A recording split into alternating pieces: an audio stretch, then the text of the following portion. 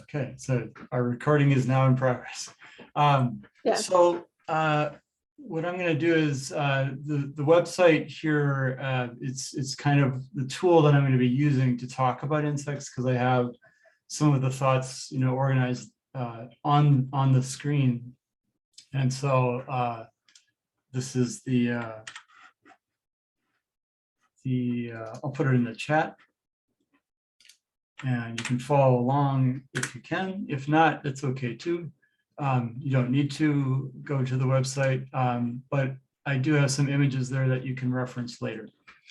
So I'm going to X out of chat. And so I'm going to go to the organic pest mining page. And I think, again, my goal is just to really walk through some of the thoughts that I go through, that when I've talked with other small growers, when I worked at the Department of Agriculture, and in that experience, I worked for a very small group called the Insect Biological Control Program. And what we did in our program is we talked to small farmers, or farmers that worked with small plots, and we talked to them about how we solve insect problems. And we also worked with plant pests like purple loose strife, leafy spurge, and we used insects to basically solve problems with purple loose strife. We released live insects on areas to solve problems. And so what we found, what we discovered with farmers, is that there's so much information out there, to try and solve problems, that I try to develop a framework to sort of say, okay, what are four things to think about when you're dealing with insects in the field, in the greenhouse, in conservatories, indoors, that sort of thing. And so that's what this I call it the 4T framework. Real simple stuff, but I think it's really effective, and I'm hoping that you will also find it effective as well, because I don't know about any of you, but I have attention deficit disorder. I am constantly I'm always looking for the shiny objects. So anything that helps me make a decision is useful. So the 4 T's basically is to know your target. And when I'm looking at insects, I'm going to give lots of examples. And one of the examples that I'll start with is aphids. And I'm going to stop sharing for a minute, just so and if people might, if you feel free to, if you're able to engage in the chat, I might throw out questions.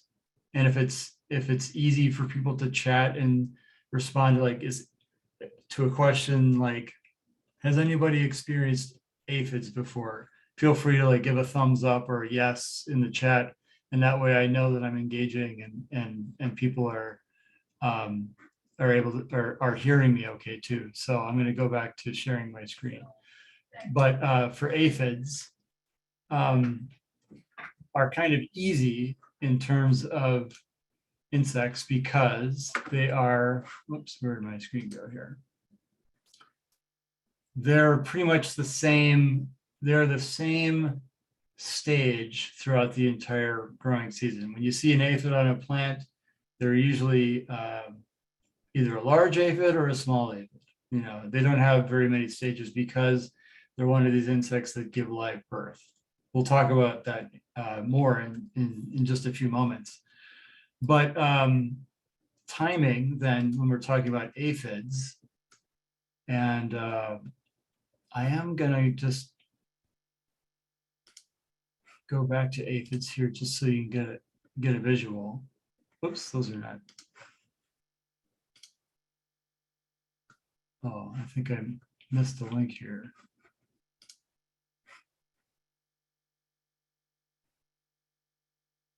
Oops. Oh, this is not good. All right. I mean, I'm going to need to check that link in just a minute, but let me go back to, I'm going to just show an image here. Sorry about that. So aphids. All aphids during the course of a year, like I said, they give live birth. And so they don't have like an egg on plants. They don't have a nymph necessarily. They don't pupate like moths and butterflies, and they don't develop wings until the very end of the season. So when you ever see an aphid, the timing, of course, is going to be very important to take care of them right away. And then the tool, this is where it gets interesting too, because you can spray lots of things on your plants, but some of us really are, or we're trying to pay a lot of attention to bees. And so we don't really, as organic growers, we don't want to be spraying a bunch of really toxic substances on our plants, even though aphids, if we don't take care of them right away, aphids can reproduce very, very quickly. So we need to take care of them as soon as we see them on our peppers, as soon as we see them on our potatoes, or if we see them on our tomatoes or other plants. There are tools we can use that are not as toxic, and we can use like insecticidal soaps, or we can use horticultural oils with neem oil, or we can use formulations that have peppers, pepper juice inside of them, and that's supposed to help thwart or get rid of aphids on plants. And so that, but knowing which tool to use can be, it can be a problem. It can be a decision that we have to make. And then of course there's technique, and a lot of aphids, you'll see them at the tops of plants, but you'll also see aphids underneath leaves as well. And you'll also see aphids that are being protected by other insects like ants, because aphids produce a sweet honeydew, and the aphids actually harvest that sweet honeydew nectar from what aphids excrete from plants. And a technique that we need to use is sometimes to get underneath leaves when we spray. We can't just spray the tops of leaves. We have to find out ways of getting, an insecticidal soap, for example, under a leaf. And so that's the technique. So, sorry if I'm switching screens a lot. I'm hoping that's not too jarring. But there's 4 considerations: knowing your target, figure out when to get your target, knowing what tool and the technique. And those are really the 4 main considerations that you can use for any insect, whether it's a caterpillar, whether it's a beetle larva, whether it's an adult beetle, or whether it's a moth. You can use the 4 T's for helping you figure out how to respond to any problematic insect, even mice or deer for that matter. But we're going to focus mainly on insects right now. So I'm hoping that makes sense. And I'm just going to pause for a minute there, just to sort of go back to full screen so we can just sort of see if anyone's chatted. It looks like no one's chatted, but so I'll keep going. And actually, in a moment, Becca, if you don't mind, I need to figure out that link. So I'm going to do a little bit of editing in live.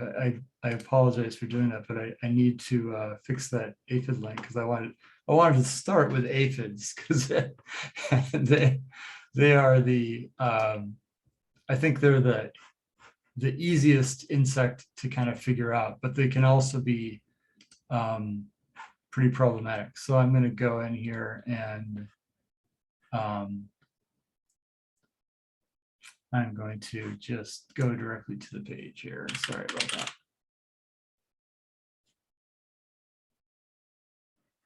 Here we go. We do have a question in the chat from Koo Oh, okay. asking what kind of damage do the aphids produce? Oh, that's a really good question. So I'm gonna minimize this for a second here. And am I still, do people see my hand gestures? I'm not seeing. Oh, okay. So aphids have a piercing, sucking mouth part. And because they're piercing, sucking, so they're basically like tiny pumps. Their heads are like tiny pumps, and they suck out the juice of plants. And they basically cause wilting. But because they're also, in a sense, they're also kind of like mosquitoes to plants.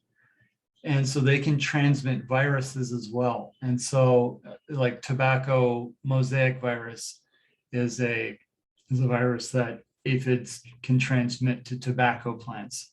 And I think that tomatoes are susceptible to certain kinds of mosaic viruses as well. So they not only suck out the moisture out of plants, but they also can transmit viruses and also just generally weaken the plants. And so if you have tomatoes with aphids, they're going to basically diminish the power of plants. And so the plants won't produce as many flowers. And in fact, aphids are also very nitrogen loving. They love nitrogen. So when you fertilize plants properly, whether you do it well or just a little bit, aphids really respond. In fact, when we grew them in the greenhouse, whenever we would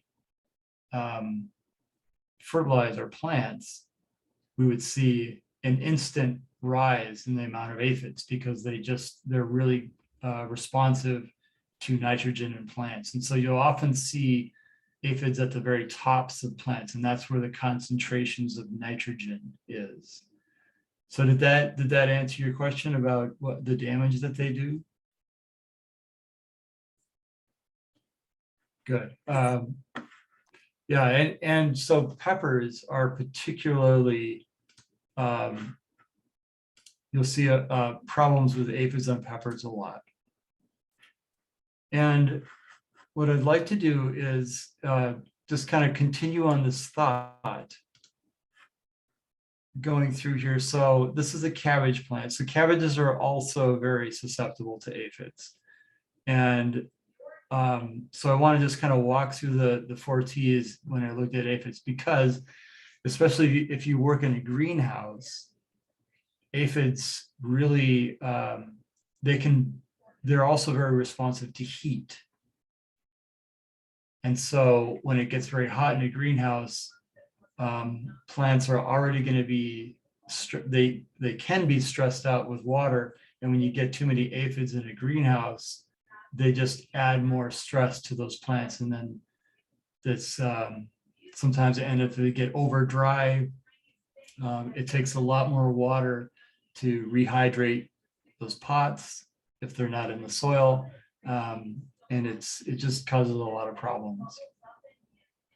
So good question. Yeah, thanks for that. And so you'll see the main thing here too is to figure out what you're looking at. And I'm hoping that when I zoom in here, this isn't quite as clear as our professional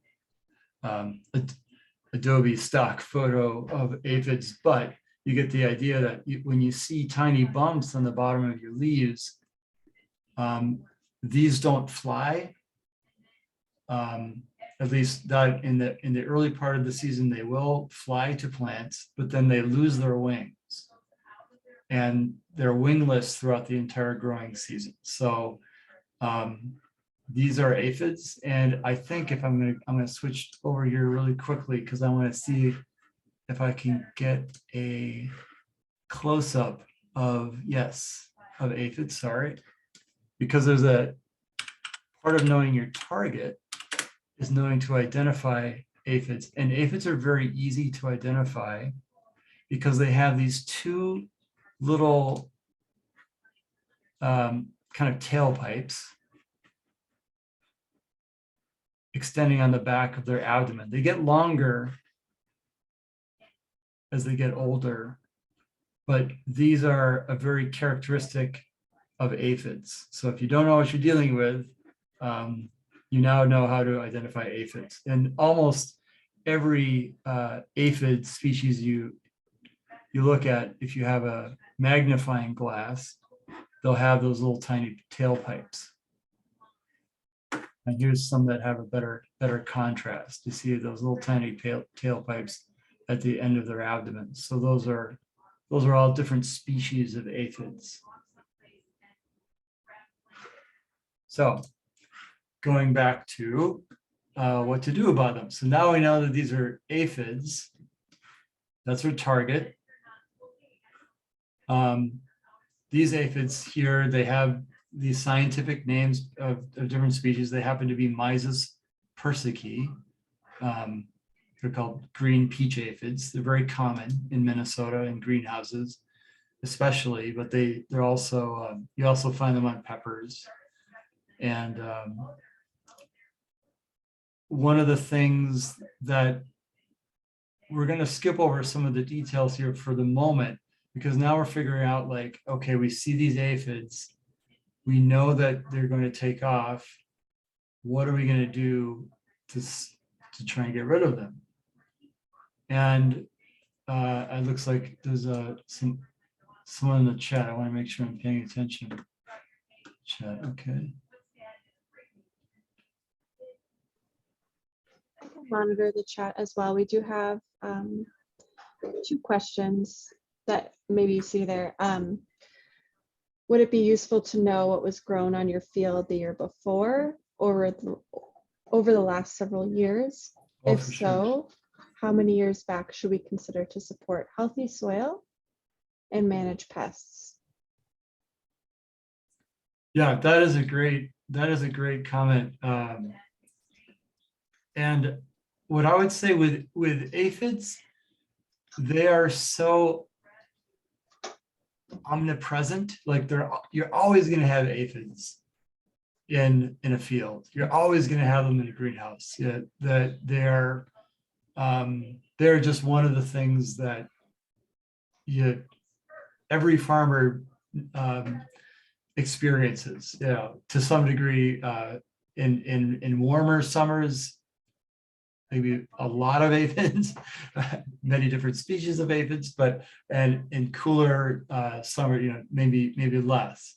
But I know that rose growers experience them. There's a lot of pressure from aphids. So keeping plants clean of aphids can be very important. Let's just stick with peppers, for example, because if you're going to be selling peppers, you don't want, people don't want to buy peppers with aphids on them. It's just, you want to keep them clean. So what I would do is, because I know the tools that I would use, I'm actually going to skip over the syringing, because syringing is basically like, this is a tool that you're kind of knocking aphids off of the plant with like a water pressure, but it's not really going to solve the problem, because you're always going to have aphids with their piercing, sucking mouth parts in the plant that you're not going to be able to knock off with syringing. But I'm adding this because sometimes if you have a huge infestation of aphids, which could happen, especially in not just in a closed door greenhouse, but in high tunnels or low tunnels, anywhere that gives the aphids protection, they can build up because they reproduce so quickly. But as I'm walking around, I'm also going to be crushing aphids and that sort of thing. So that's another tool that you can use. So when you see an aphid, or if you have coworkers that you're scouting for aphids together, looking underneath leaves, always crush them where you see them, being gentle to the plants, of course, but they're very easy to squish and get rid of. But this is where I would go. This insecticidal soap. This is where I would go first, because after I've scouted for aphids, after I know I've got them, and I know that we're going to get warm weather next week, I know that aphids are very vulnerable to this insecticidal soap, which is a chemical, but it is also, like its name suggests, it is a soap. And so its mode of action and how it works is that it's not a nerve toxin like some organophosphate is, or like the neonicotinoids that affect bees. It is its mode of action is like hand soap, but it's formulated for plants, and it works on many different kinds of insects. But this is the reason why I feel very safe using insecticidal soap on peppers, because it's going to work right away. It's a contact insecticide. So once you spray it on a plant, and if there happens to be an aphid there, it begins to degrade the outside of the aphid in a way, so that it kind of just melts the body of the aphid away. And they dry out essentially. So it's just like when we overwash our hands, we lose our natural oils and our hands get cracked and dry. That same mode of action is what insecticidal soaps do for aphids. So I don't know if any of you have used insecticidal soaps, but they are among the most mild pesticides that are out there. They're still a pesticide, they're still a chemical, but they're basically a soap for plants. And so I'll pause there, because a lot of people, when they think of pesticides, they think, oh, I need to avoid that. I grow organically. Well, insecticidal soaps are one of the products that are approved for organic growing. So target aphids, any aphids. 2, timing. Anytime you see aphids, you need to destroy them because they multiply very quickly. The tool is going to be the insecticidal soap. And then I'm going to jump down to technique.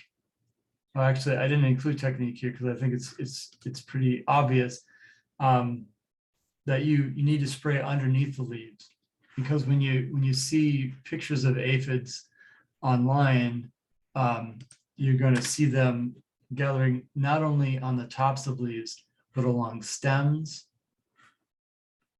and you're going to see them underneath leaves, and you're going to see them when plants become very stressed. You're going to see the leaves themselves begin to curl, and that becomes a way for aphids to protect themselves. And so you really do need to make sure that when you're out there looking for aphids, like here's a perfect image of what a really heavy aphid infestation looks like. And if you have hundreds of these plants in a greenhouse, that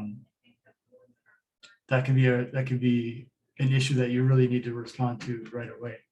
I'm going to I don't know if it's the question about, are aphids a health issue? No. The only thing that you know, you might see if we zoom in a little bit. Oh, sorry, I just zoomed way out. Let's see, where was I? Here we go. There are sometimes it's hard to see this, but in some of these photos, oh, here we go. You might see some of these whitish looking things. These are actually the shed skins of aphids. So aphids, just like snakes, they shed their skins, but much smaller than snakes, but the same concept. So you see that these are very young looking aphids. Here are the winged forms of aphids. And I'm just going to take back something that I said earlier, that aphids don't develop wings during the growing season. Actually, this is a great example of when plants become stressed out. This is why aphids are a problem. They'll actually develop winged forms. And then these winged forms will fly off to other plants. So they don't need to crawl down. They don't need to crawl down the stem, go to the soil, choose another plant, you know, crawl back up it. They can just fly. And that's one of the reasons why aphids could be really problematic. So I'm going to mention there's a couple different things that we can also look at when it comes to insects, and that's beneficial insects. And I'll just talk briefly about these here too, because I just want to make sure we pause long enough for some other questions. But what you may have heard is that aphids respond really well to lady beetles. Everyone says lady beetles eat aphids, which is very true. The one thing about lady beetles that is somewhat problematic is that when you buy them online, and I'm going to go to my media center here so I can show you some images of lady beetles that you can buy online.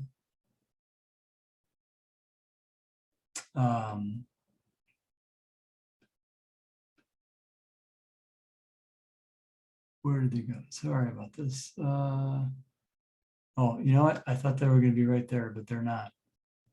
When you buy lady beetles online, they come in bags, and the bags are, I'm going to stop sharing for just a minute so I can look at this without making people so dizzy. When you buy them online, they come in bags, and they can fly away in a really annoying way.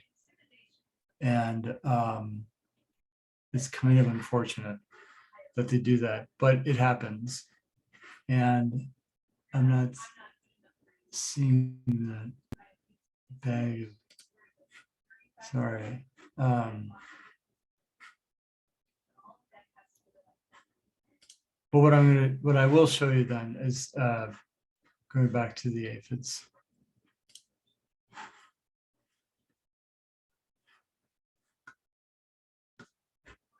There's in the image library, we have, maybe it's here.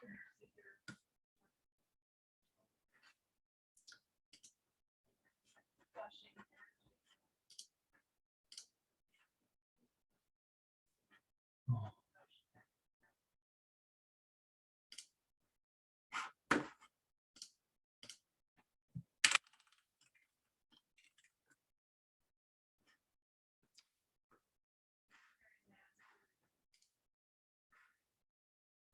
Oops. Apologies for this. Some of my links apparently are not working like they should. So this is unusual. I'm just going to go back to aphids. I'm kind of perplexed by this.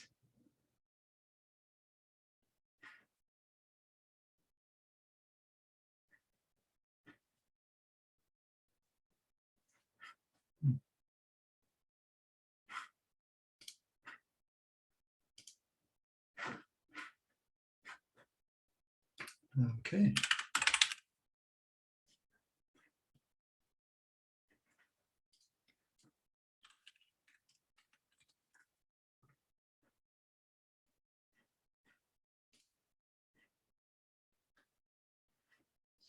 Right, okay.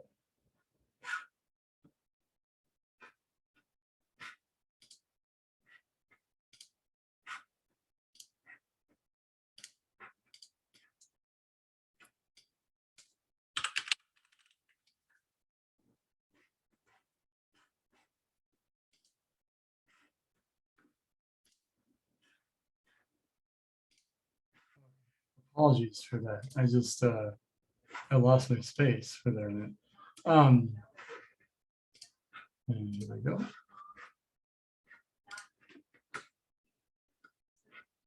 So in some of the lady beetles that you buy,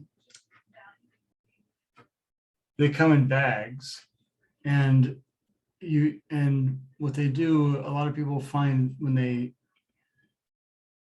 open up the bags, they just fly out, they fly away.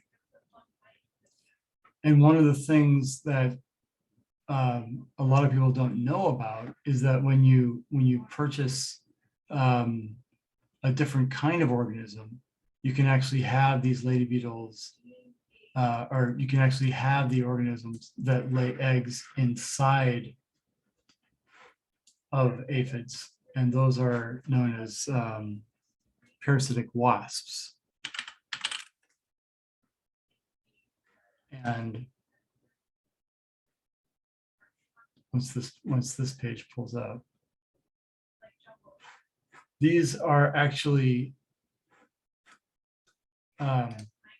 superior. I think part of this is that I'm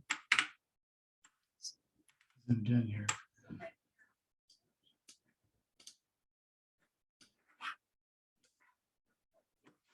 These parasitic wasps, if you have a greenhouse, for example, or if you have low tunnels, or if you have something where things can't fly away readily, these are much lesser known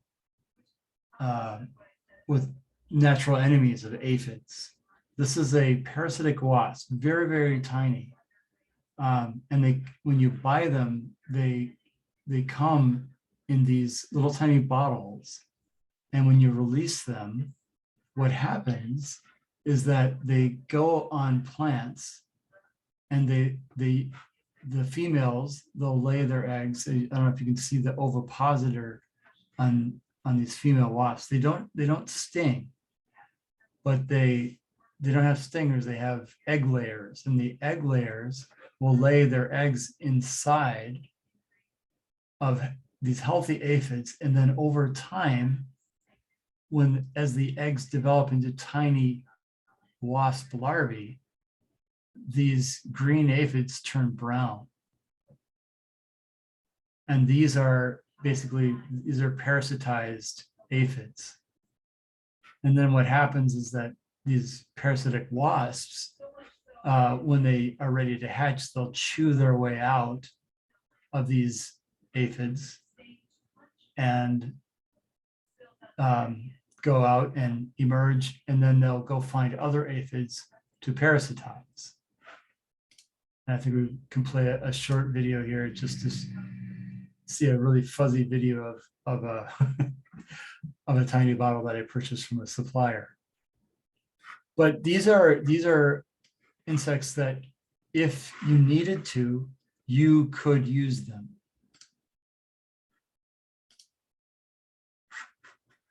And we go back to the aphid page now. And they're just another tool so that if you had a lot of aphids and you used insecticidal soap, for example, part of the four T's is that you don't have to use just one tool. You can spray insecticidal soap on Monday, for example, and then order some of the parasitic wasps to be delivered by Friday. And on Friday, you could, after you've used the insecticidal soap to knock down the aphids, you knock down the aphids and then you release the parasitic wasps, and that will help provide sort of that ongoing control. So I'm going to pause here because we've been talking about a lot of different things at once, but we're talking right now. We just covered the 4 T's for aphids. I don't know. Is this, how is this sitting with you so far? Is this kind of making sense in terms of how we might approach aphids using like this, knowing what the target is, knowing what the timing is, and knowing a tool, choosing a tool or tools, and then using a technique? Okay. Usually I'm not allowed to to talk this long without being interrupted. I've got 2 teenagers, so okay.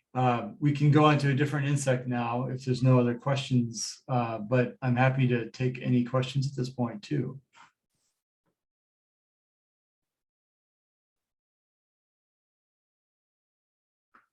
You want to go to flea beetles? Okay, let's do flea beetles. All right, flea beetles. I'm going to tell you right now, flea beetles are like one of the worst because they're not like aphids. They jump around. They're just like fleas, and they're really hard to deal with.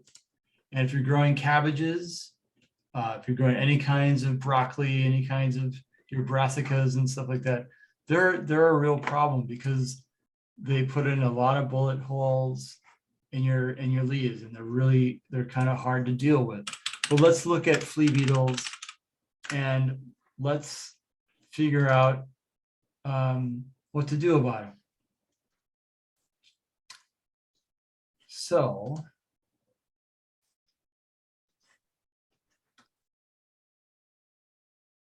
okay, flea beetles. Yes, thank you. All right, so here we go.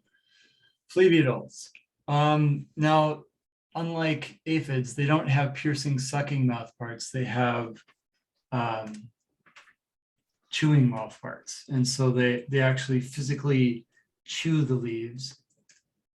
And there's so many of them that come out of the ground in the spring that they really can quickly overwhelm plants. So let's figure out a plan. So and this is the one thing about flea beetles is they really do, everyone really has problems with them. They're like a really tiny Japanese beetle. Yeah, so so the target. So we know right away, we know that every spring flea beetles are going to come. Does anybody know where flea beetles come from? They come from the ground. Hold that thought because we'll talk about the ground too, but we know they're going to come out of the ground, and we know they're going to land on plants. They're going to chew plants up, and they're going to get energy. They're going to mate, and the females are going to lay their eggs on usually around the base of plants. So if you go online and you search around for flea beetle information, you're going to see that generally speaking, flea beetle adults are going to be emerging from the ground late May to early June. Now here's the problem with this.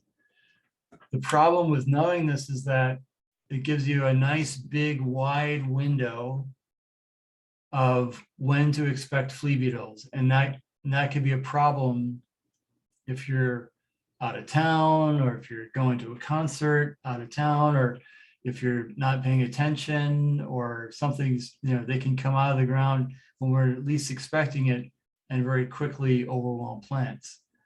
So I'm not going to go into deep detail about this because calculating degree days it's a little bit of a art/science, but there are ways that we can take the time window that we know when flea beetles are going to emerge, and we can shrink it down a little bit. And we can do that by calculating degree days.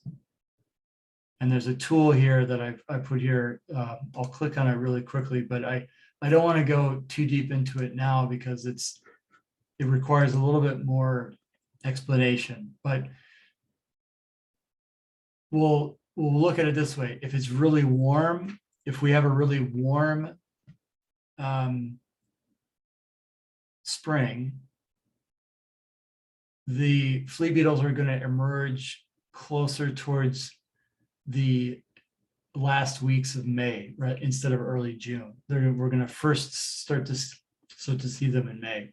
Whereas if we have a really cold, wet, cool, or cold May, we're going to see flea beetles come out more in June. So insects, just like plants, the warmer it is, the faster they grow and the faster they start their life cycle. Well, we can talk about that more later, but suffices to say, if we use degree days, we might be able to zero in on exactly when they come, and that will be helpful so that if we wanted to start using yellow sticky cards, and I'm just going to grab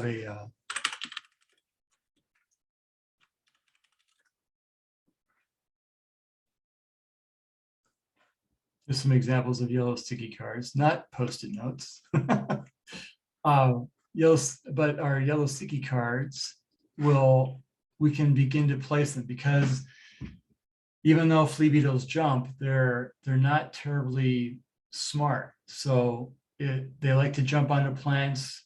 They are attracted to colors. Yellow sticky cards are a tool that we can use to let us know when are they coming, when are they here. So this tool then is just one of several tools that we can use to figure out, okay, what are we going to do? And so I'm going to start out because I have a small plot. It's maybe 12 by 12. Let's just say, these are just kind of estimations. I'm going to put some on the perimeter, and I'm going to put some within the inside of my growing area. And if I have a medium plot, I'll put a little bit more. If I have a larger plot, I might put more. So it's a lot of sticky cards, but if I have crops that I've had problems in years past with flea beetles, which I probably have if I'm growing any kind of brassica, we might want to use yellow sticky cards as a way not only of monitoring, but of knocking down those first emergence, those first flea beetles that are emerging. So yellow sticky cards. And I want to have some on the outside. I may choose, like, these are just ideas. I may choose not to have any on the inside because I want to just see if I can catch them on the outside. Now here's another tool, a trap crop. Now this is a little weird because a lot of growers might say, like, why would I grow something that I just want the insects to eat? Well, it depends on your growing situation, but some people will plant a kind of a crop around their actual crop as a way that they can actually attract the flea beetles so that they can actually treat those plants with some, maybe a little bit, they might plant them with something a little bit more stronger than insecticidal soaps. So you have your trap crops. Let's just say you've got a really delicious broccoli in the middle here. Well, you have a trap crop of say, some really cheap cabbage seeds that you just had laying around. Flea beetles love cabbage. They might like broccoli a little bit more, but we plant the cheap cabbages on the outside to trap those flea beetles as they first emerge. And then when we see these flea beetles, well, we can actually, we might be able to spray this outside with something like Pyganic. And Pyganic, it's a botanical pesticide that is toxic. It is a nerve toxin. It's made from plants. It is approved for organic growing, but it might be, but because it has that toxicity and because it does kill insects really well, it's the kind of pesticide that you want to make sure that you're wearing gloves, that you're wearing the right protection. But if you start seeing flea beetles on your trap crop, you can use Pyganic and really knock down those flea beetles as they're first emerging. You can do it multiple times. And you can use a milder pesticide so that if some of those flea beetles get inside, if they get inside the barrier, you might just use insecticidal soaps, or you might use something maybe a little bit stronger than insecticidal soaps. You might use insecticidal soap that has neem oil in it. And insecticidal soap with neem oil in it is another tool that you can use because neem oil is an anti-fedant. So it not only, the insecticidal soaps don't affect flea beetles as much as it does aphids, but the insecticidal soap with neem oil helps prevent the flea beetles from feeding on your primary crop. So I'm going to pause here. I'm going to stop sharing. Is this making sense? Does anyone have any questions? But this is tactics, right? This is being almost a little bit like a strategy, and sounds almost a little militaristic a little bit, but it's about insects.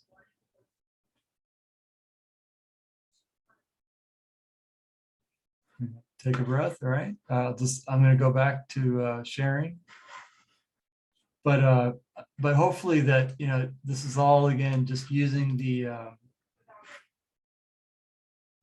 where is it here? Okay.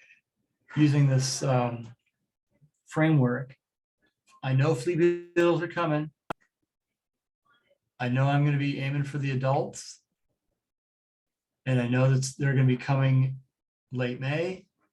So this is where preparation, I'm going to make sure I've got my sticky cards ordered by May 1st.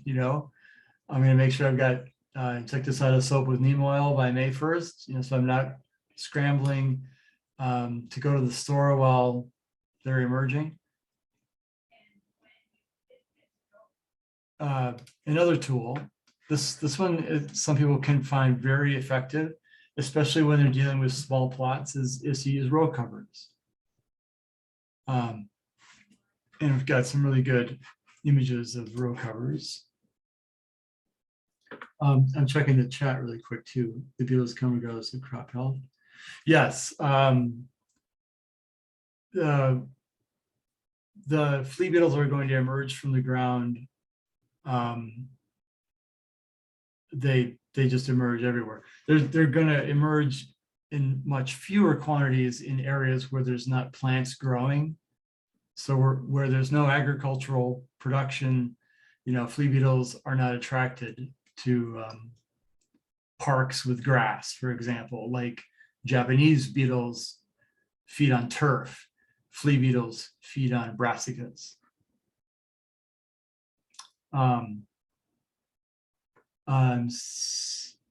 the crop health.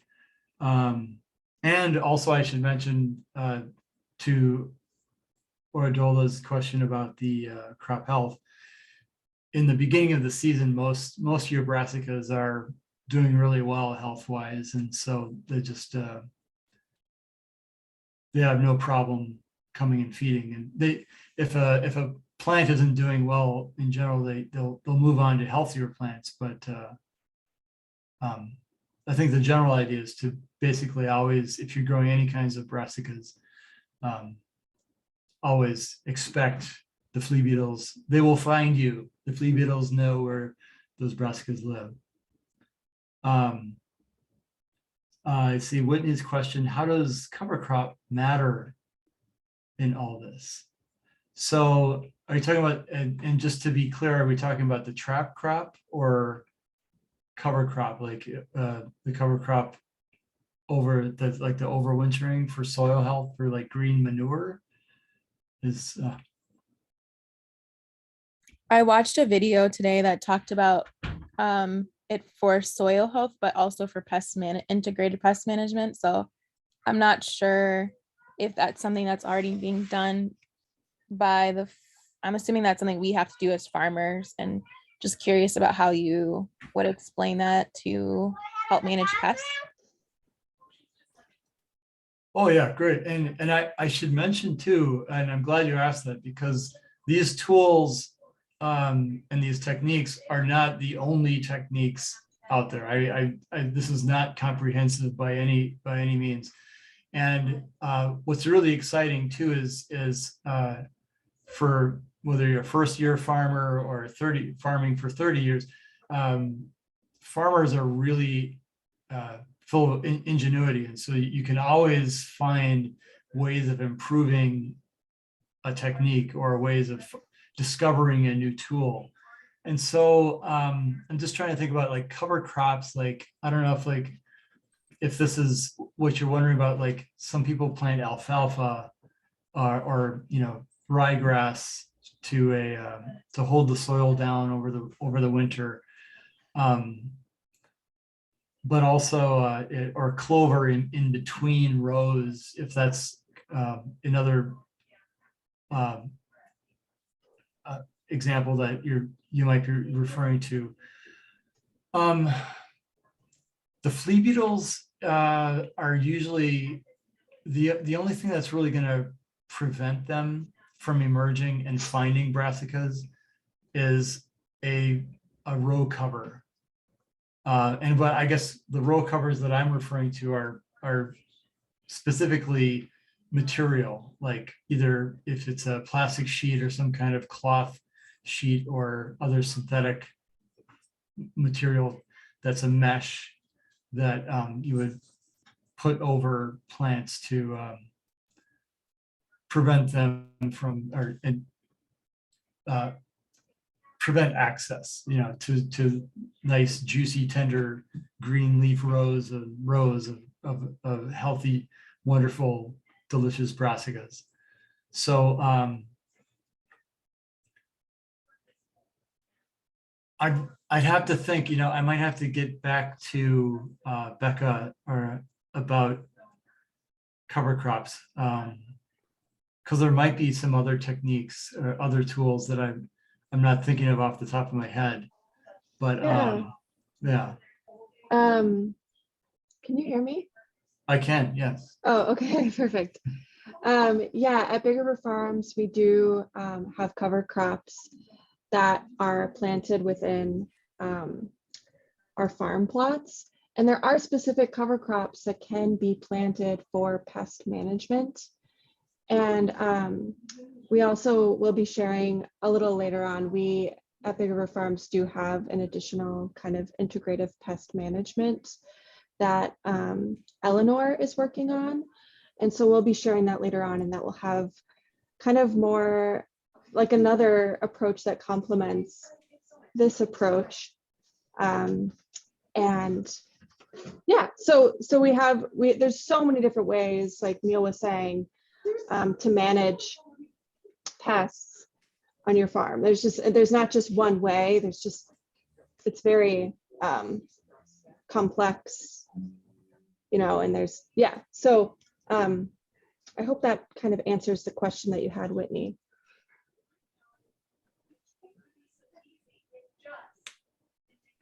And looks like, yeah, well, good. Yeah, for sure that, and these are just ideas. I do want to just mention that the tools we're providing, or we're talking about today, are tools that I am personally familiar with, or I've had anecdotal information about people that have used them, but we've used these products in the teaching greenhouse that I worked at. So it's there's very, very many more tools for responding to flea beetles. But that said, a lot of people would refer to yellow sticky cards as just a monitoring tool. Well, that's fine, but if you're finding yourself overwhelmed with flea beetles, yellow sticky cards, if you have enough of them, and if they're catching flea beetles, well, they also become a kind of mechanical pesticide in the sense of, it's not a chemical, but they are reducing the pressure on plants. And I've seen them used as tools simply by, here's a plant and the yellow sticky cards are being applied around a growing area. Sometimes ridiculous amounts of them, but they're being angled down a certain way to prevent the when the flea beetles come and jump into the plants, they're jumping into the cards. So it's a small point, but you can use different approaches for sure, and in different ways. Radishes also would be another trap crop that they're easy to grow, very hardy, that require very little maintenance, and they can be a trap crop. The one thing I wanted to talk about is outside of the growing season is nematodes, because flea beetles do, like Japanese beetles, they have a life stage that's below the ground. And so this isn't necessarily something that you're going to do in the middle of July. But there are formulations of what are called nematodes, tiny little worms, essentially roundworms, that attack the soil stages of insects that are beneath the soil, like when flea beetles lay their eggs at the base of plants. When their eggs hatch, they don't go up the plants, they go down into the soil. And so there are formulations of nematodes that you can put into water and disperse them through the water. And the nematodes then will find the soil dwelling, larvae and consume them over the course of the growing season and or the fall and or throughout the winter, when they're vulnerable. Before, the idea is that you'd introduce nematodes in the soil before the flea beetles have a chance to pupate. So the brand of insecticidal soap that I recommend, I just know that Bonide, and we'll talk a little bit more about this with products, but Bonide, Bonide, is a brand of insecticidal soap that, you can buy them, I think, in larger quantities. They may need to buy those insecticidal soaps from an actual wholesaler or a greenhouse supplier instead of like at a big box store, you know, like Walmart or Home Depot. So yeah. Um,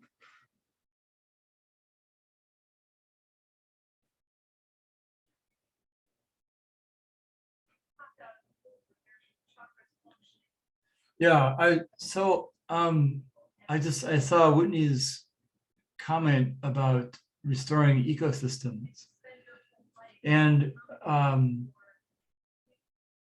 this is it's a very broad topic, and it's something that I think that it's kind of it's an odd thing for me because I really admire, you know, and I've learned so much from insects that I spend most of my time talking when I talk with growers about how to destroy insects. And one of the things to realize, I think, with growing systems is that some people that do like the four by four, like the square gardening, where they have lots of plants in the mix.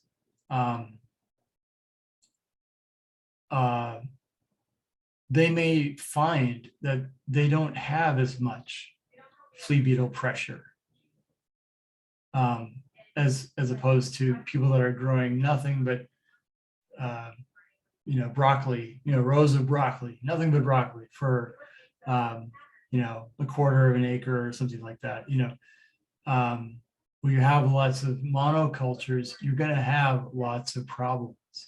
So I think the point that you're bringing up about bringing balance and looking at the ways that you're growing things, what's important about that is that we could also be looking at these squares, which are meant to represent sticky cards, which don't grow in nature, but these could be the way that we space plants, and maybe crowding plants together a little bit more. Maybe that provides more protection. Maybe by using row covers, maybe by the way that we arrange the patterns of our plots, maybe that allows us to use less material for row covers, for example, so that we can use row covers more effectively. So I'm very open to those kinds of conversations, but it almost falls under a different discussion, and that's about garden design. And a lot of permaculturalists have some really fun ways of using these kinds of growing methods to accomplish pest management, not using sprays, not using any additives or inputs, but using the land, using different kinds of plants, growing them together. So I just want to just recognize the struggle to grow things in a way that really respects ecosystems and respects bees, especially.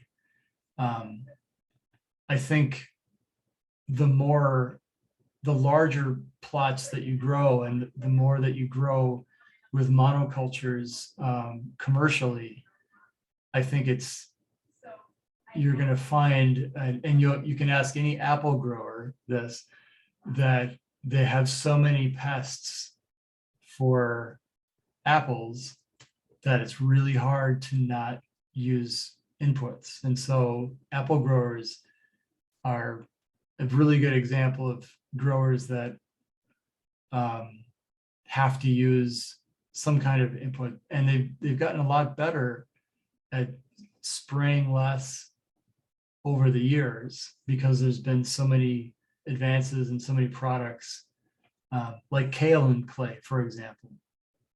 But I want to get too off topic, but I'm going to bring up a different screen and maybe just stop sharing for a moment in case anyone wants to continue that that thought or has any new thoughts.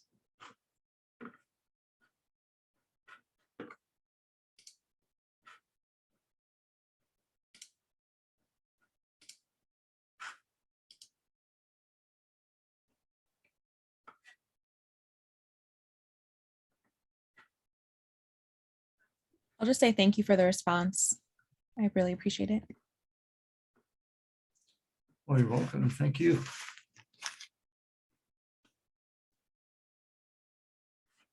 Okay. I'm going to do one more pest. It's actually a very beautiful moth, but very problematic. But I think this is one of the more interesting insects, I think, because they really well, it's kind of a bundle. There's kind of two of them, but here, once I find the share your screen here again, I am going to jump to squash vine borer. And okay, here we go. So squash vine borer. These are another one of those insects that they're stealthy. And when they fly, they kind of fly at this speed. And they're like a blur. They're like a grayish, blackish blur when they fly. And they're really quite pretty. But they're also problematic because when they lay their eggs on the stems usually of squashes, their larvae burrow into the stems. That's why squash vine borer is they're just, excuse my French, but they suck. They're just a real big problem. And so when I think of the targets for squash vine borers, I think of there's three of them. One is like flea beetles. They're gonna emerge a little bit later in the season, than flea beetles.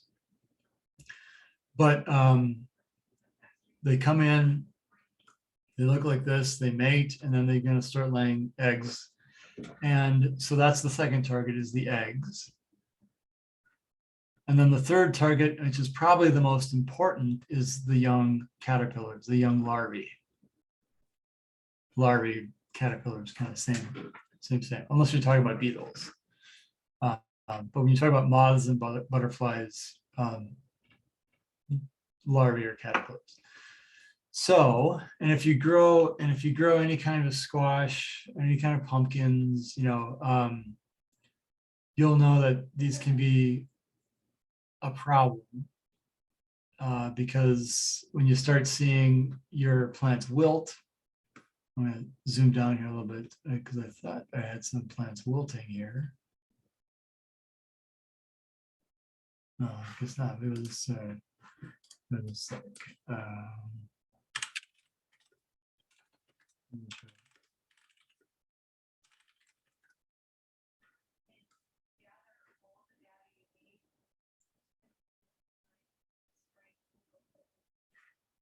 no, that's not what I was looking for. Well, if you imagine these were squash, that's what the squash would look like, but they're all connected by a vine. And I'm not getting that because I typed in cabbage. Okay, cabbage is on the brain. And no, I can find it the next time we stop here. But anyways, so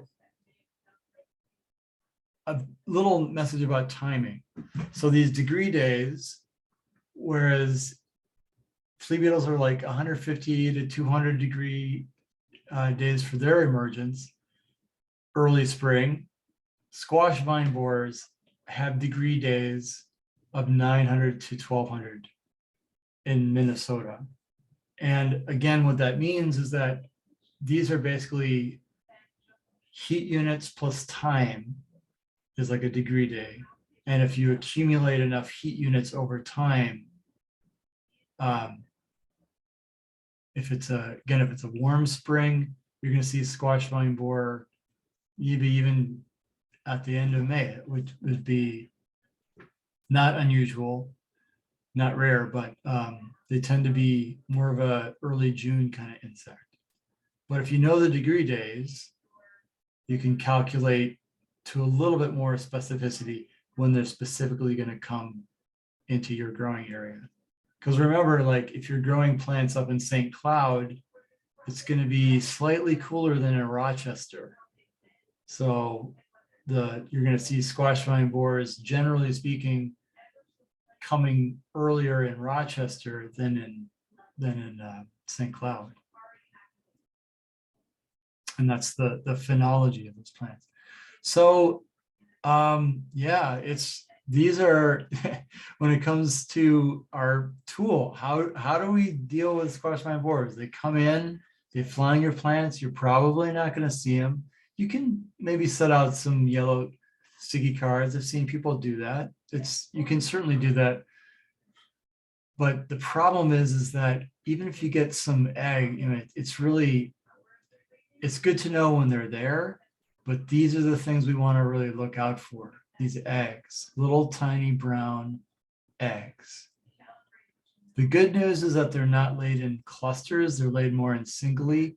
The bad news is that every one of these, when they hatch into a caterpillar, they're going to go right inside the vine. Here's what they look like at kind of a crook of a plant. They're going to go right inside the vine and chew their way into the plant tissue. And if they're close to the crown of the plant, you can have a whole row or the vine, all that vine, those plants will be affected. So that's why one caterpillar can cause a lot of damage per plant. So what are we going to do about this? Well, that's a really good question. Well, just knowing what to look for is helpful. Just knowing that they're going to be there. But the other thing that I'm going to mention is kaolin clay.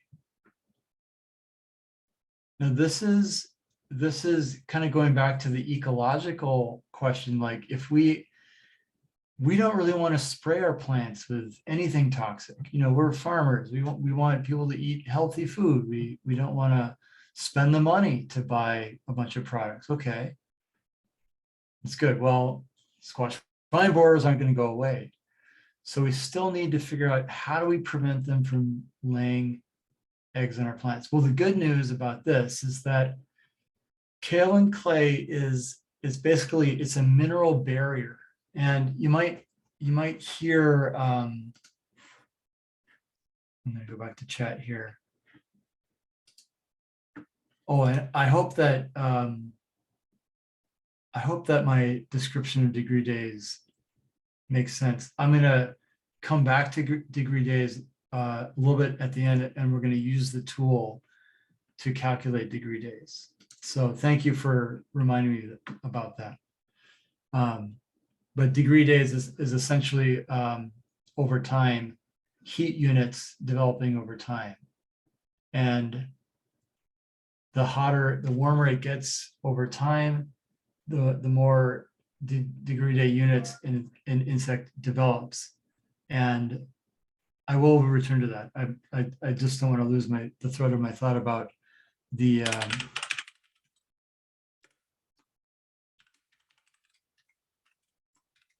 biorational pesticides. And I put pesticides in quote here because the kaolin clay it's not a pesticide. It doesn't kill anything, but it does provide a fine layer of dust over stems and leaves that can not only protect the plant from squash vine borer, but also from the elements, like for weather and drying out. It's not the kind of tool, it's the kind of kaolin clay that is often that cosmetics are made from. It's a very fine dust. You mix it up with water and you can spray it on plants. And so it creates a dark or a light gray film of clay essentially over plants that makes it less likely for moths to not only find the color green that squash vine borers are attracted to, but it also prevents them from laying eggs on plants. So that's one tool. And the technique of when using kaolin clay is to make sure to get near the crown of the plant. So wherever the stems are connected to where the main stem is in the soil, if you can get down there, that's a really good way of focusing your treatment of the kaolin clay at where the plant is growing from, out from, and that so that if the squash vine borer successfully lays an egg in the outer part of a vine, you're going to have much less damage.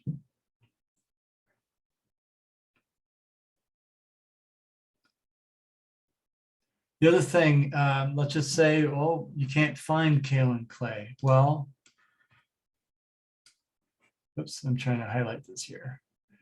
You can't find kaolin clay. Well, you can use other kinds of tools. And this is where I'm going to mention horticultural oils. And horticultural oils, again, they're in a pesticide category, but their mode of action is not a poison. It's not a toxin. It is the physical slipperiness that coats the plant so that it makes it undesirable for the larvae when they hatch from the eggs to burrow in. And also horticultural oils, if they happen to cover young caterpillars that hatch out of these tiny little eggs and find their way into plants.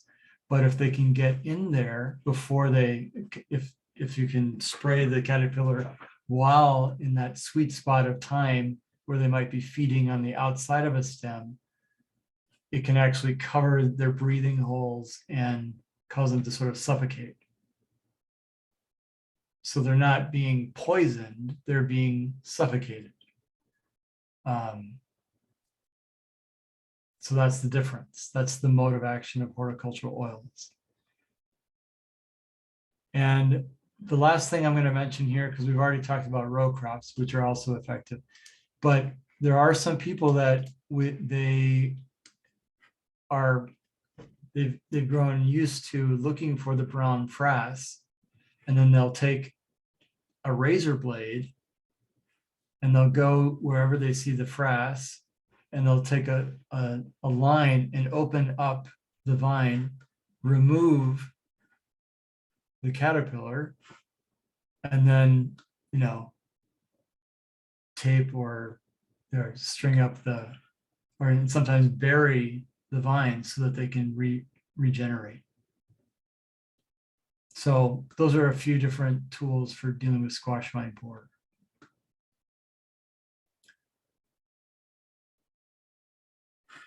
Oh, check the chat here. Okay.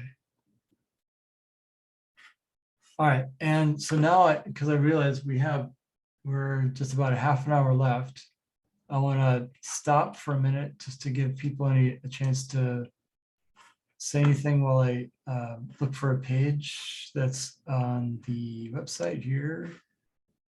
And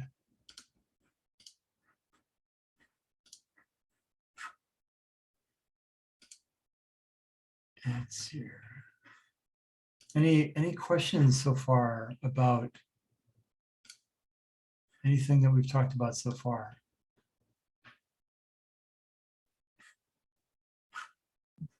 I just had one quick question, Neil. Sure. I did some research last season, and I had a coworker recommend Bavaria to me. I think it's like a fungus. It's like a soil fungus that can kind of attack some insects. I was just curious. Do you know much about that specific fungus? And is that kind of a broad spectrum fungus, or does it target certain insects? Yeah, oh, that's a great question. I'm gonna go back to sharing because I think what we'll do is we'll look for, here we go. Let's look for tools and let's look for suppliers. But yeah, so Bovaria bassiana, and let's just see here. I'm sharing, okay. I'm gonna go back to actually here, let's do the quickest thing.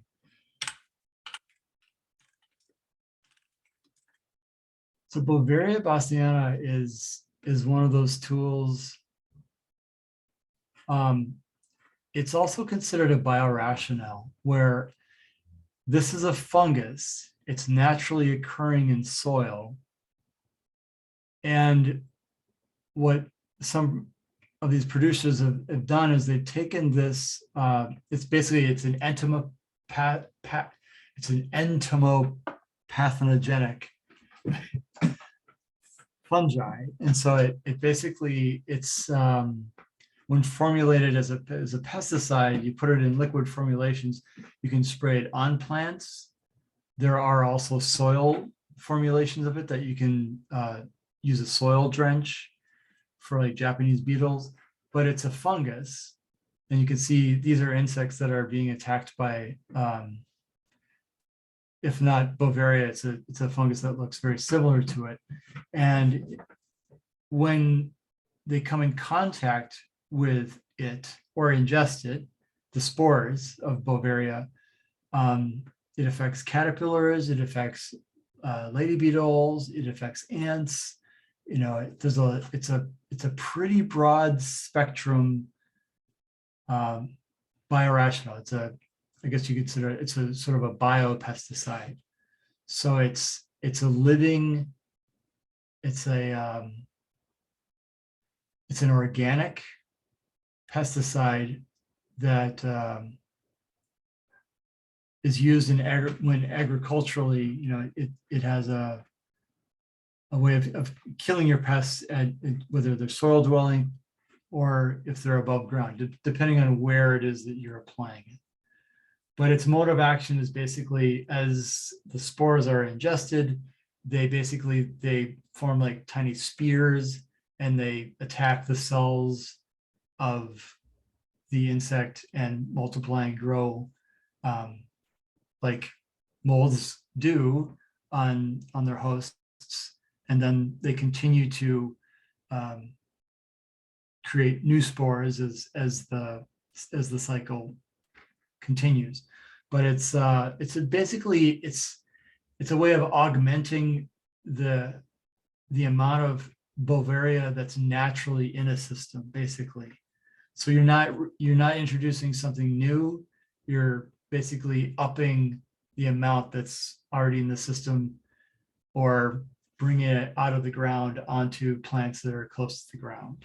Is that kind of what you're looking for information about that? Yeah. That's helpful. Yeah, thank you. Yeah. Okay. Yeah, it's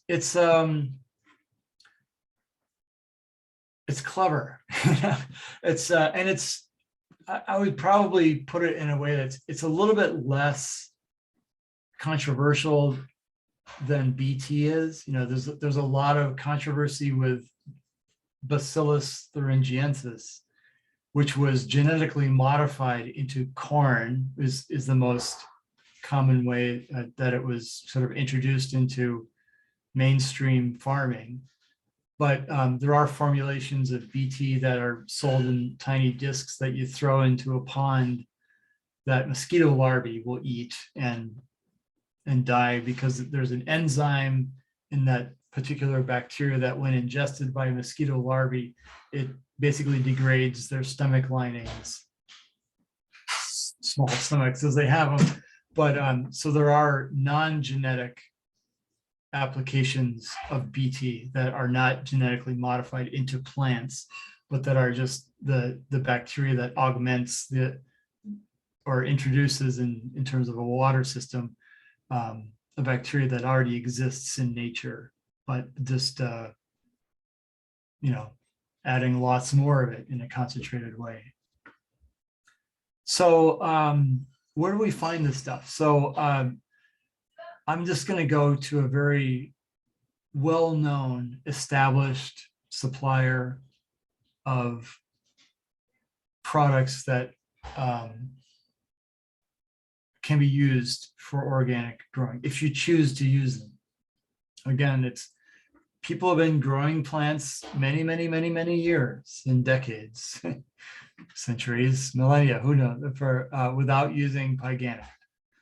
But the reason why I bring up this is not because I'm promoting it, but because wherever you see, you probably already know this, so forgive me if I'm telling you stuff you already know, but so the Organic Materials Research Institute, when they list the product, it's certified as being for organic growing within a certain framework that they determine.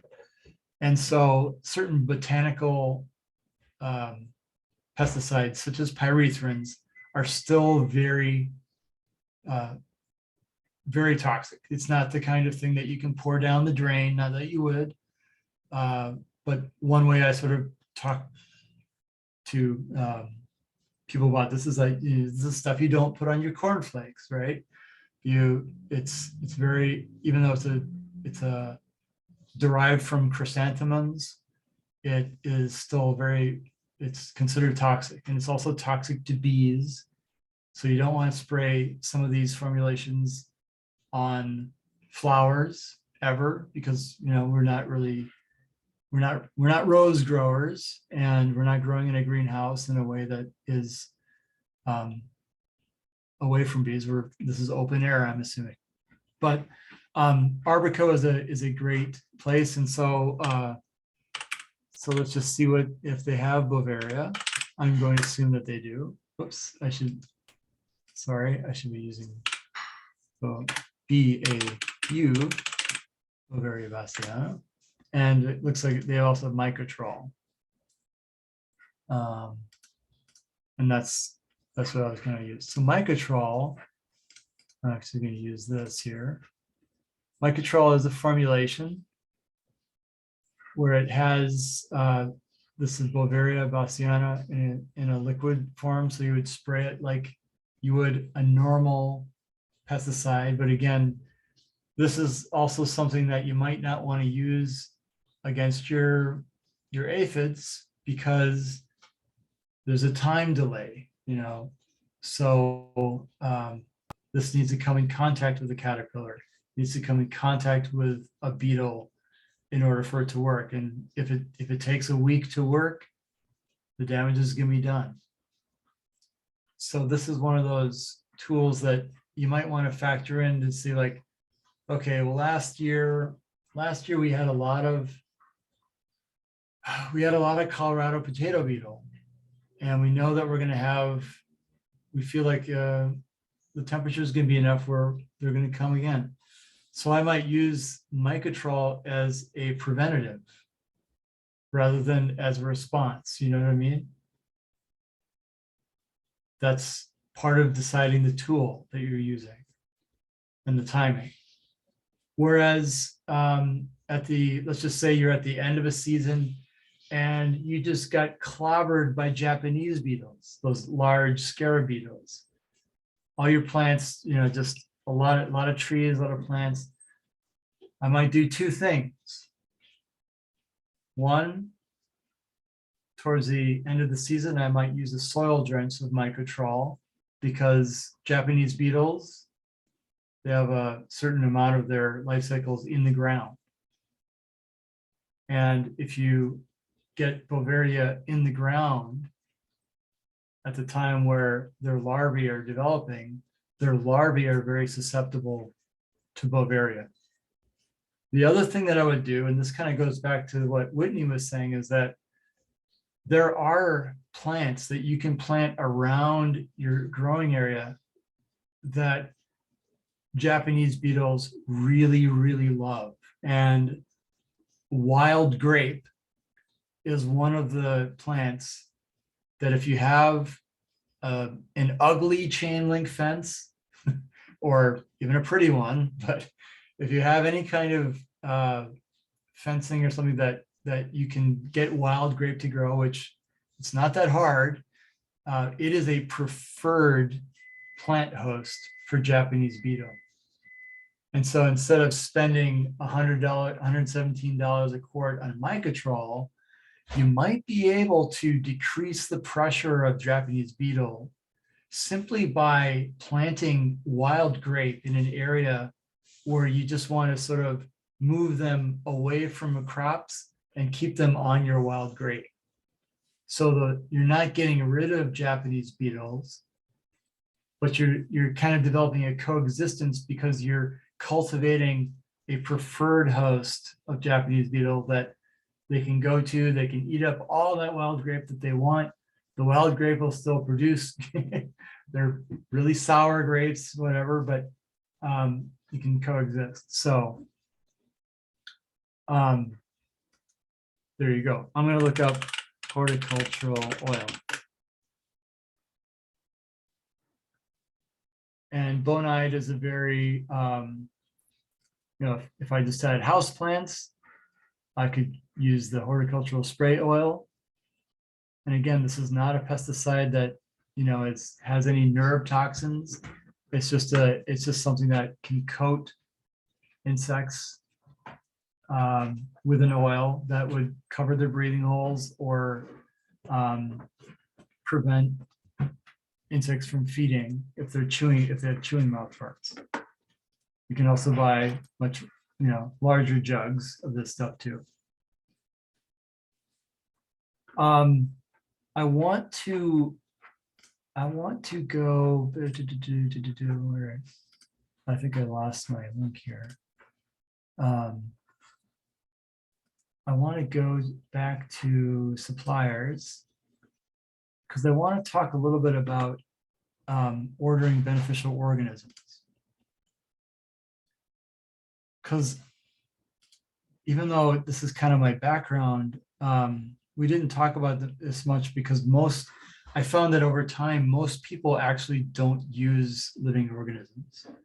And I want to make sure we leave some time at the end for questions and comments and things. But so I'm just going to do a real quick overview of this, but there's a list of suppliers of beneficial organisms and their names. This could be a future talk, so I'll leave that window open because biocontrol is really kind of its own topic unto itself. But if I wanted to, if I wanted to order something that doesn't fly away, like I know if I order a bunch of ladybugs, chances are really good, unless I'm in a greenhouse, that little bag of ladybugs, they're going to disperse and I'm not going to get the bang for a buck. There are ways that I can order green lacewing eggs and I can place those eggs on the plants. And they won't run away. So that this is a list of beneficial organisms. And if I was to go and order them, I'm going to look for one of the people that is Rincon Vitova. Sorry, Rincon Vitova. Copert is another one. Copert online. Whoops, and some of these links may not be.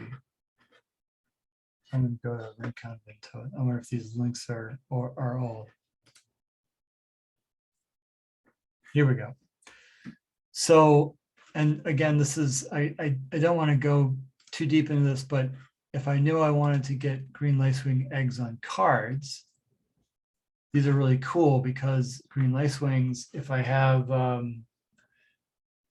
any kind of caterpillars on my plants, if I know that cabbage butterflies, for example, are going to lay eggs, or I would recommend getting green lacewings because they come in these little cards, the eggs, and they lay eggs, or these eggs hatch into little larvae that can feed on the eggs of cabbage butterflies and the very young cabbage butterfly caterpillars. And these might be a little bit expensive, and there's other organisms we could absolutely talk about at some other time too. But for caterpillars, I would really recommend green lacewings. And for aphids, I'm gonna give you another tip here. I'm gonna look for Aphidoletes ephytomyza. Aphidoletes ephytomyza are little tiny midges. They're related to mosquitoes, but they don't sting, and they are really good at taking care of aphids. And I'm gonna try one more time to see if I can get some images, because I thought I had these in here. Please. Oh, no. Oh, there we go. The link is broken. So I'm going to quick go to Aphidoletes, because I would just like you to see. I'm just so sorry that my links aren't working. Aphidoletes.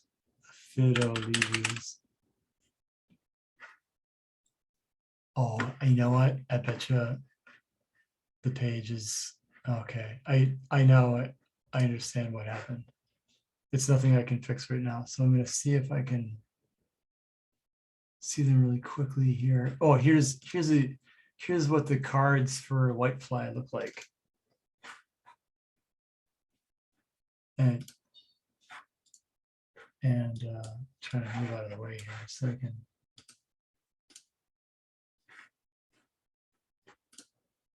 Oops.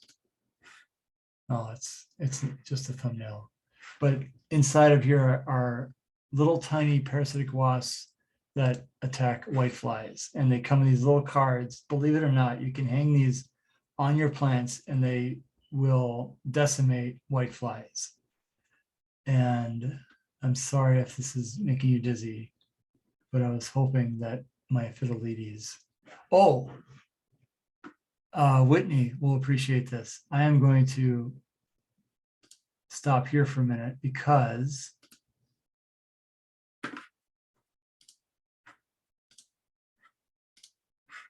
oh shoot, this isn't as big as I wanted it to be. This is a cup plant, and I apologize for the size of the image, but this is a cup plant that had these red macrocyphum aphids, which do not go on other plants. And you can see they've been parasitized, and not only have they been parasitized, but you can see they've also had a number of other predators. Like here's a lady beetle, here's the parasitized aphids, and then I think there's even another. Oh, it's hard to see. I'm going to, I need to do some work on the website, and because some of these things you can see, there's parasitized aphids, there's lady beetles, there's Aphidoletes, and there's green lacewings on these plants. And these cup plants still produce flowers, still produce, they still go through their life cycles, but they basically harbor and promote and encourage and support all these predators and parasitoids of aphids, and they can really support your systems. So that's, I just wanted to mention that because I was really, there are so many different ways to approach pest management. And so just wanted to point that out. So I'm going to just conclude here in a little bit by just saying that some of these links show you the costs, and working with some of these people can be really helpful. Rincon and Ventova, if you are able to get them on the phone, they have very good support. That's why I'm sort of focusing on them, because I've been on the phone with them before, and they can walk you through the process so that if you have aphids, they can say, well, we might not recommend lady beetles, but we might recommend the aphid predator midge. And if you release those at a certain time, they can help you, walk you through some of those timings and the techniques. And the same thing with Arpico. So I'm going to stop sharing at this point, and it looks like there's some comments in the chat, maybe, or I'll hand it off to you now, Rebecca. Yeah, of course. Thank you so much, Neil. That was great. I learned a lot through those 2 hours. It was really great to learn about your approach, and I hope we all learned something new. I sure did.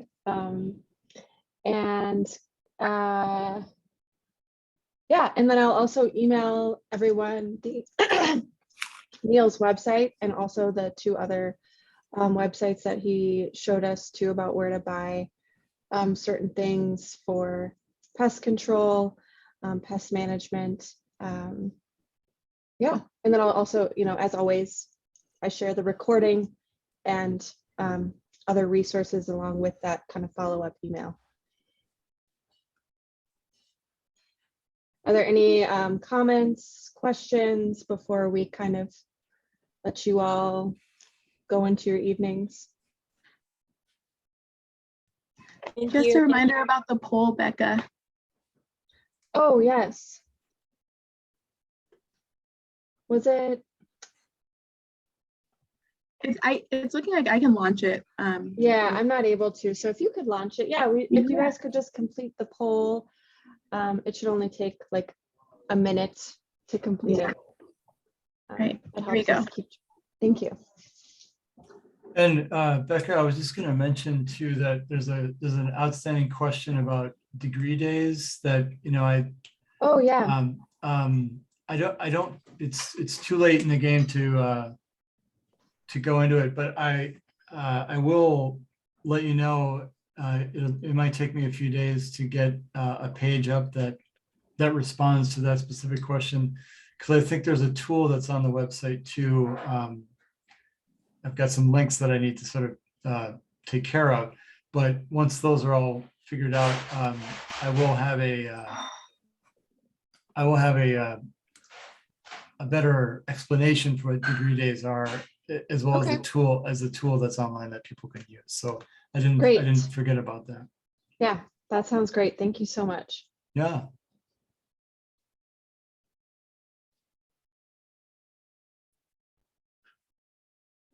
Thank you. Thank you. Have a good night. Thank you. Appreciate it. Thank you very much. I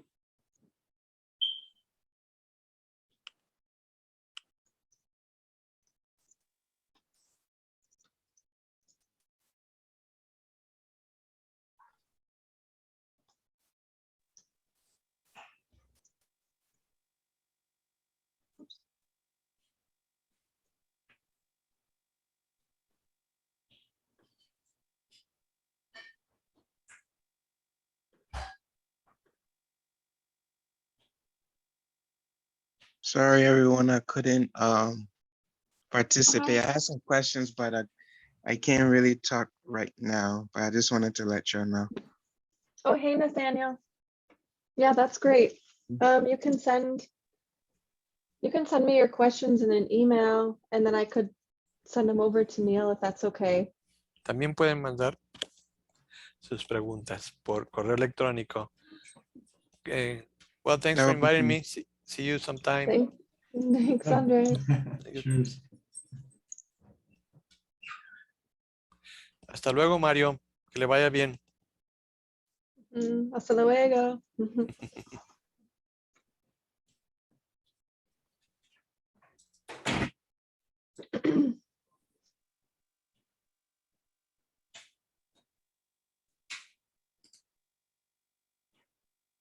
Yeah, thank you, Neil, for taking the time to teach this class. It was really great. Oh, yeah, thanks for getting me back into the saddle of Yeah. it's funny, it's the you think you do you think you know WordPress, and then it's such an interesting format. Yeah, But, it happens. but yeah, it's Yeah. there's so I'll let you know. It won't take too long, but I've got some photos of some of the things that we just kind of touched base on that are unusual photos, I think, so that they're sort of close-ups and they can kind of see how these things look like. Cool. Yeah, So, that would be great. Yeah, I think a lot of people do well learning visually and yeah. seeing things like that. Well, if there's any, if there's any follow-up that, you know how to reach me, and Yeah, I'm very, definitely. very happy to, consult with people. It's, it's getting them to connect with people that actually are vendors of the products, especially if they're biocontrol suppliers of living organisms. That Yeah. that's a totally different conversation, but it can definitely point them in the right direction if they're more comfortable using biocontrols rather than product formulations and things. That's why I really appreciated that the ecosystems question that kind of came up, because Yeah. it always does, and it's just Yeah, one of those things. Yeah, I thought you answered it really well. I think a lot of, it really varies with farmers what approach they take as well. Like if they want, some farmers are totally like, I'm not going to use any sort of, pesticide spray, even if it is organic, because they really want to do kind of, more of like working like permaculture farming or working directly with nature. And, so everyone has, their different approach. So Yeah. yeah. Well. All right then. Well. Thank you so much. If you don't need me anymore, I'll slip away, but I appreciate the opportunity to speak to your group. So yeah, of course. Yeah, they're kind of a quiet group, I will say. But yeah, they do have really good questions. But well, I really I think the program that you're doing is wonderful, getting people cultured as farmers. So good on you, and we'll be in touch. Yeah, we'll be in touch for sure. Thank you again. Really appreciate it. Have a good evening. You too. Thank you. Bye. Bye-bye.